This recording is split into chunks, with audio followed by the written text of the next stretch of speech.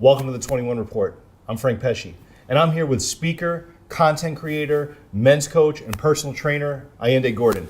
Ayinde, how are you? How you doing, kind sir? Appreciate you. Doing great. What do you think of the event that Anthony put together so far? Well, in the place where we are right now in society, these things are absolutely necessary, and they're becoming more and more scarce, right? So we need these places where men of all ages can come, share, interact, have an experience, learn something, teach something, maybe even possibly share, you know what I mean? Open up their minds, have a different perspective. I mean, this is all good, healthy male behavior. And the fact that he incorporates the women into it is even more amazing. So yeah, I think it's extremely valuable. And at the same time, I think it's unfortunate that it's happening, so little. I think we need just more of this throughout our society. This needs to be more of a common thing. And we definitely need more guys to start coming out. I know that the views are great on the playback, but I feel like more guys should understand that this migration it's a priority, right? To come out and have that experience that's gonna last with you a lifetime, and it's gonna bring you back every year. You know what I mean? You get to see these people again.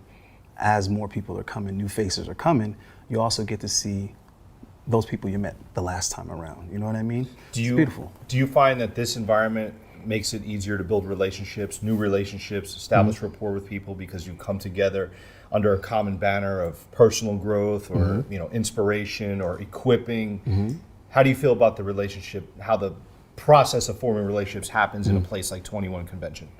Well, I think relationships have a lot to do with relating to one another, obviously, bringing and receiving value. But I think they also have a lot to do with continuity. Because if I meet you at this time, in this place, in this year, and we have a discussion, we both are aspiring to be better. But when I see you next year, what have you done in this time? What have I done in this time? So we create an expectation through relationships, or healthy relationships at least. And you want to show people the growth and the progress. Because part of them is counting on you. Because you made a verbal commitment to that other person as well as yourself. That, yeah, I'm really gonna start working on those things. Yeah, that suggestion you made, I'm gonna check it out. I'm gonna look into it. And each one teach one, and we all can learn. So you're saying that in the framework of these relationships, we have a system of accountability for one another. Not so much that I have to worry about what Ayinde thinks of what I'm doing, but when I see him again, because I respect him and because he gave me value in the interactions that I had with him, I have a duty to return value to him, which means that I need to be moving forward in my life with a value add in everything that I do, thus creating a system of accountability. Now, as a content creator, that is to say, you are a speaker, you are among other great speakers who are moving in this space. Do you feel that you have a sense of accountability to the other speakers? I feel like I have accountability to everyone that I interact with and I engage with. Because I am meeting people, right? And they're giving me their time, right? And they're giving me their trust, right? And their belief in me. So yeah, you use the word care, but then you use respect. So it's like, I shouldn't care what other people think. Well, if you respect that person, you absolutely should care what they think. Because whatever you do, they're guilty by association, because they associate with you. So to a degree, they're endorsing you. Right. You see what I mean? And people use the word like support. Oh, what do you think about this person? Because you support this person. Like, whoa. Do I support the person? Do I support their views? Are you sure of that? And what I mean by that is just being associated with someone. People view that as you support their behavior and their views. So yes, that accountability it's there. Absolutely. So with that then, what's it like meeting your fans? People who have followed your content, interacted, engaged with your content. Now you have the opportunity to meet them in person, firsthand. I mean, and you're the speaker. And people come here to meet the speakers, to learn from the speakers, be part of that interaction. But what does it feel like from your perspective to meet your fans? To me, it's informative, because I don't know who's on the other end of the screen. I don't know. And I don't know how they're perceiving me or how they're interpreting what I'm saying. Am I offending them? Am I motivating them? I don't know. When you meet them, questions are answered. And it gives you a better direction. It helps my GPS, Right. I know what direction I need to be going in more so, what adjustments I might need to make, okay, and how I'm influencing people. I think that's very important. So that I can better hone in on my skills, because I didn't choose this, I kind of fell into this. And it was it helping people and people coming and telling me that, giving me the testimonies that made me say, I think I need to, Right. I got to put more into this because people are getting something out of it, right? So I need the feedback to understand, is what I'm doing meaningful, and can it be even more meaningful? And if I can touch this amount of men and help this amount of men, well, how many more can I help? So that's the question I have to ask myself, and the people giving me the feedback helps me to answer it. Yeah. The timing of your speech was very interesting. Another event that was happening was there was a panel that was going on with multiple speakers. And obviously you have to make a choice at Who you're gonna times watch. who you're going to watch. I will say in your room, there was first of all, there was a lot of people in your room, and there was a tremendous amount of attention given to your speech. Okay. First of all, I'd encourage everybody to go and watch it on 21 Studios. I sat in on it. I thought it was phenomenal. But maybe as a teaser, you can give the folks, here in the 21 Report, a little bit about what you spoke about today and what revelations you received for yourself after delivering it.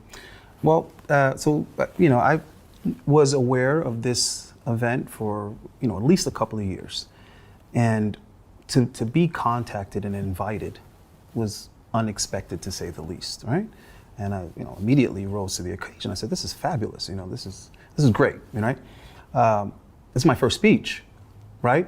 But this is a first time for everything, right? And I look at that as an amazing opportunity because I don't know, but I will know. I had no idea that was your first speech. Right. I'm going to know after this. Wow. Right. I'm going to be able to get critiqued. I'm going to be able to critique myself. So this is going to be great, going into this.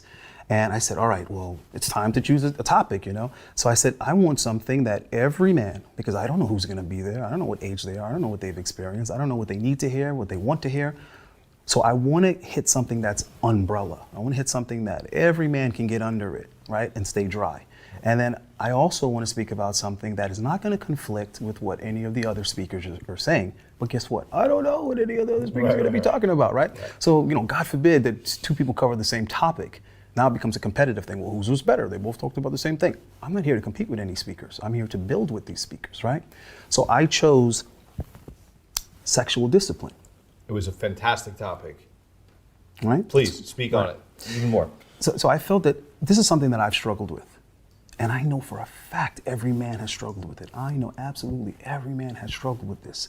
It doesn't matter how good you are with women or how bad you are with women. You still struggle with it. You just express it differently. It manifests differently. And it manifests in what's at your disposal. If you have access to beautiful women, if you're in a position of power, now you struggle with indulging because it's there. You can have it. You can have it. You're the boss, right? Yeah. And if you're the weasel or the loser or the incel or whatever derogatory terms we want to use, you're at the other end of the spectrum. But you're still struggling with it because you might not can get the women, and that's stressing you out that you can't get that access, and you might be reducing yourself to a porn addiction, right? Two guys on the opposite ends of the spectrum. One with no power, one with all the power, right? One with no money, one with all the money. One with no women, one with all the women. But everything in between, right? It's struggling with making responsible decisions revolving around their desire for sex, right? One of the greatest drives that any human has, never mind a man, is the sexual drive. It can be used for the most beautiful consummation and communication between two people, but it can also be one of the greatest tools of destruction. You talked in your speech about sexual regret. And when you spoke about that, I can tell you that my ears perked up because we all have life experience. And, it is something that every man must be thinking about front and center as they're pursuing their purpose, their assignment. How does their sexual drive either feed into the accomplishment of that purpose or the destruction of it? Exactly. So I'd love to hear you speak a little bit on that if you don't mind. Well, I believe, in energy. I believe in power, drive, incentive. I believe in these things. And the question is, are you a victim of it or are you in control of it? Are you harnessing that energy, right? Or are you submissive to it? Are you under it, right? So there's been times in my life where I've said, okay, if I even get the hint, the suspicion that something is controlling me, I need to turn the tables and get in control of it. So there was a time that I had to say, you know what, I'm gonna be celibate. I'm gonna practice abstinence. And I did it at a time when it was in abundance for me. So it's the hardest time to say no is when I chose to say no. Right. And I did that with alcohol, I did that with drugs, I did that with cigarettes, right? I did that with fast money. So I said, well, what's next? Because every time I've given up an addiction, every time I've taken control of an urge, I've felt stronger, I felt more empowered, I felt more focus and clarity. And I'm able to accomplish things that I think are important and are valuable and can add value to other people. So why was sex the last thing on that list? And then it dawned on me, maybe sex should have been the first thing on that list, because why do we go out drinking? Why are we using recreational drugs? Mm-hmm. Why do we pick up a habit of smoking cigarettes in a club? Well, why were we in the club in the first place? Why did we want fast money? Who were we trying to impress? Who were we in a rush to have money for? And it all kind of came back to pursuit of women anyway, and getting attention from women and validation and getting acceptance and access to women. It all came back to that anyway. So as men, we have to ask ourselves, even when we're successful at things, we have to ask ourselves, well, why are we so driven in this area in the first place? Why are we doing this? Who are we doing this for? Why did you buy that particular car? You know what I mean? Why did you buy that particular suit? Did you want to be taken seriously in the business world? Did you want your colleagues to respect you and look up to you? Or were you trying to impress some chick? One is admirable, one is not so much.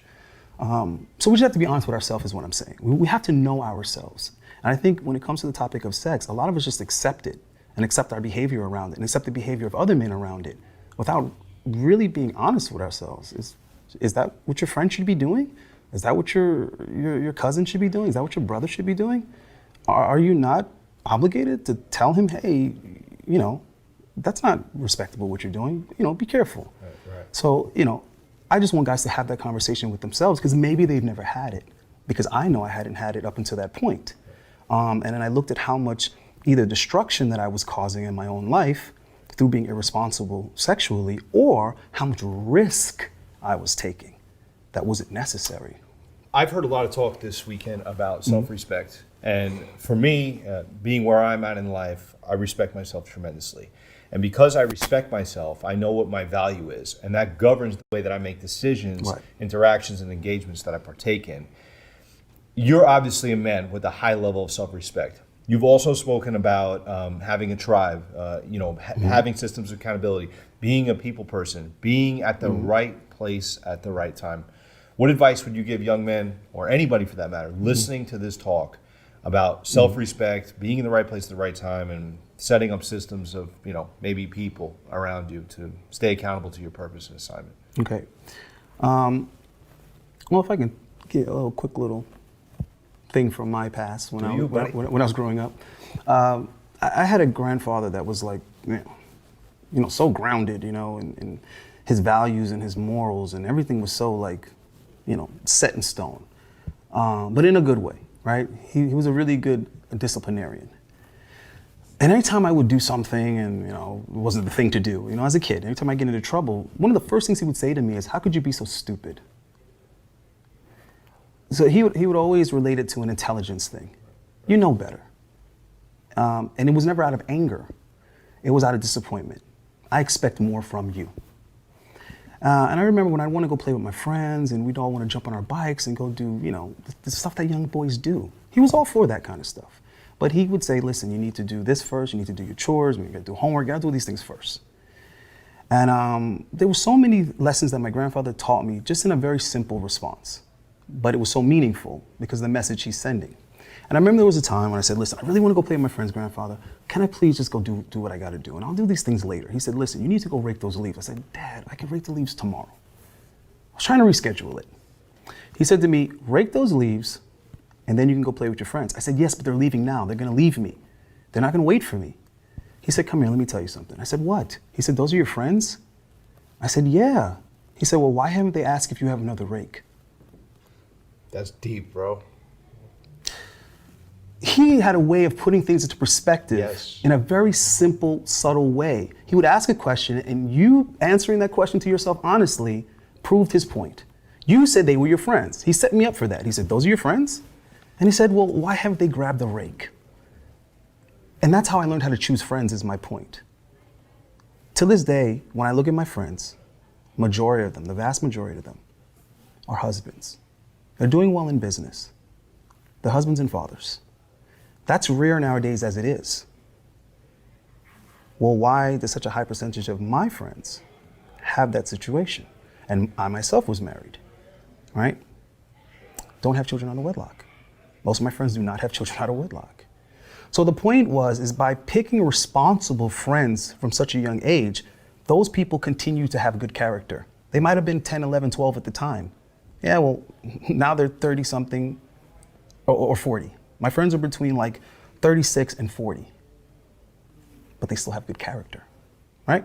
They grab the fucking rake is what I'm trying to say, excuse my language. 100. So that's the kind of thing that I want guys to think about, is that we choose the people that we put ourselves around. And if those are good people, by default, they're gonna hold us accountable. By default, they're not gonna tolerate things that are degenerate, that are risky, that are bad for business. They're gonna kind of watch our back. And we need that. We need that in the men that we put around ourselves, and we need that in the women that we put around ourselves. So when it comes to like developing a tribe, this isn't gonna happen overnight. A lot of guys right now, they have these social issues or whatever, and they're expecting there to be like this overnight solution. Like, just tell me some type of secret or cheat code or what. I'm sorry, it doesn't work that way. Look how long ago I had to understand how to develop good friends in order to have them now. So it takes time. Get started as soon as possible, but just understand that you're building something of value. Rome wasn't built in one day. So this is how I look at building a tribe. And with that being said, is why would valuable people want to be around you if you're not valuable? So a lot of it has to start with self. Because I had to have that set of virtues and morals in order to pick people who also had it. I couldn't be holding these guys to a standard that I myself wasn't holding. You see what I mean? Yeah. So when people go into a relationship with baggage, it obviously sets the tone for the relationship and Go bad. can poison the relationship. Definitely. For me, it's important that a man understands how to deal with regret, how to build self-respect before entering into an engagement, particularly in the framework of relationships, because you want to make sure that you bring your best foot forward and that you are setting the tone that you want a viable, responsible, mutually respectful relationship whereby you can do things together, engage projects, and do life. How do you, because I've heard you talk about it in, here and there, with those illustrations that you're so good at providing, how do you deal with regret? How have you dealt with regret? How do you advise people deal with regret? It's something that all men struggle with somewhere. I feel like regret is information. If you regretted it, that's because you shouldn't have done it. That's your moral compass right there. It's working for you. It's working. You don't need to change the batteries. So that regret can be useful if you harness it. I don't like this feeling. I'm not proud of myself. Let's not do this again. We know how this ends up. I don't need to beat myself up about it because I already know I regret it. And the way to deal with this regret is making a promise to myself that I'm gonna do, I'm gonna do better. No, I'm never going to do this particular thing again. Well, how do I prevent myself from doing this particular thing again? I need to put a protocol into play. How should I have dealt with this? And this is how I'm gonna deal with something similar to this moving forward. Because I have plenty of other mistakes to make. So I don't have time to make the same mistake twice. Okay? I got other mistakes to make a first time. Let me get to those. So let's nip this one in the butt and let's agree on a protocol, a proper way to handle this. That's what it is from now on. Okay? This is how I prevent this from happening again. This is what I put in place to protect me from making this mistake that I made before out of ignorance. I'm not ignorant anymore. So there's no excuse to make the mistake. Let's go. Right. You are somebody who has a prolific mind. You're very analytical, you're philosophical, you're deep, you can tell stories, you can make connections, you can draw parallels. But you're also at the top of your game with regard to physical fitness.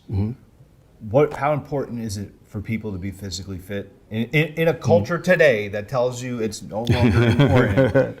Okay, well, there was something that Arnold Schwarzenegger said once, and I thought, yeah, that's pretty cool. It's pretty simple. I think everybody can agree with that. And he said, bodybuilding isn't for everyone. But the process and the skill set that you learn can be applied to anything. And I thought, well, that's how I explain it to people. Because there's plenty of people that think, I don't gotta listen to what you're saying because I'm not a bodybuilder. I don't want to look like a bodybuilder. I'm not a bodybuilder. It's like, whoa. That's not where I'm coming from. Where I'm coming from is your health and your fitness and your level of discipline. Relax. I'm not trying to sell you on bodybuilding here. Right. But that's what they hear. You know what I mean? Mm-hmm. But him saying that, listen, the principles that you're gonna learn and have to exercise, they can help you in any area, in every area of your life. You can apply them everywhere else. The beauty of bodybuilding is because it's so physical and mirrors are a thing, you can see the progress that you're making by keeping self-discipline at the forefront. You can actually see it. In other areas, when you apply it, it's not as easy to see it visually. So I think that that's kind of the help and the motivation that you get from understanding that a strong body comes from a strong mind, because you have to first discipline and conquer your mind and make the right decisions to gain that strength and that fitness first, right? So it makes your mind stronger is what I'm saying. So why would you not want to have that? Why would you not want to bring that into other areas of your life? And the level of discipline that comes with fitness, right? Discipline is the groundwork of everything, of being successful in any area. So any issue or any problem that a man might have and come to me, I already know this is going to have some relationship to a lack of discipline. I kind of already know that. Because whatever it is that you need to be doing to get better in that area, you're not doing it. That's a discipline issue. Right. You know what I mean? So it's very valuable, I think, because do people look the way they want to look? You should look the way you want to look, because that's going to be part of respecting yourself, because you like the way you look, right? And we apply that logic to everything else, because we either buy the car that we like or we want to be able to afford the car that we like, how it looks. Oh, that house looks amazing. We need to go to an open house. I want to see that house on the inside because it looks so good from the outside. You think about this house, baby, right? The aesthetics gets us first. Oh, wow, you have a lovely home. Are you smelling my home? Oh, no, you're looking at it. So, yes, it's one of the first things that people interpret about us is how we present ourselves visually. And then all these other things come after. And I tell guys all the time, you're asking me how to get girls to like you. Did you first ask why you like that girl? Exactly. She's attractive. Okay? Now, whether or not you stay with her or what level of relationship you want with her is going to depend on how she behaves, how she acts, you know, how she treats you. But initially, your interest came from how she looked. Right. So there's obviously a value there. So put that value, right? When I saw you, one of the first things I noticed was your suit. And I said, you have the aura of a lawyer. You know what I mean? You mean business. Before you even opened your mouth, I knew that you were a serious person. You meant business, right? Right. I just want to say I am not an attorney, nor do I practice law. Just for that. No, I know, but that's the vibe that I got from you, right? And it made me interested. That's why I asked you, are you a lawyer? Right? So you said, no, I'm a businessman. I said, okay, great. But my point is that was the interest. So if you didn't carry yourself with a certain level of respect, you might have been invisible to me. I might have missed you. And I mean, I'm not proud or ashamed of that. It's just the way it is. It's just the way it is. What do you want me to do? Of course. Where can people find you? Well, my YouTube channel is Authentic Alphas. I know, right? The most toxic name you ever heard. And I'm not really big on social media, so there's no point in sending you to my Instagram. I don't need the followers or anything. Don't you have like 25,000 followers? Yeah, I know, but it's like that's like my photo album, you know. Okay, all right. But I'm not gonna tell guys to go there if there's not meaningful things there, right? But definitely check me out on YouTube. Support the channel. Leave comments, give me feedback, let me know. It's a very small channel, but there's so much value there, guys. But you're just getting started. It sounds like. Yeah, sounds like you are on a trajectory. Yeah, I'm just getting started, and there's not a lot of bells and whistles there yet. There's not a lot of great production and amazing editing, but there's a lot of value, though. We believe it. Yeah. One more time, where can they find you on YouTube? Authentic Alphas. Everything's spelled correctly. Perfect.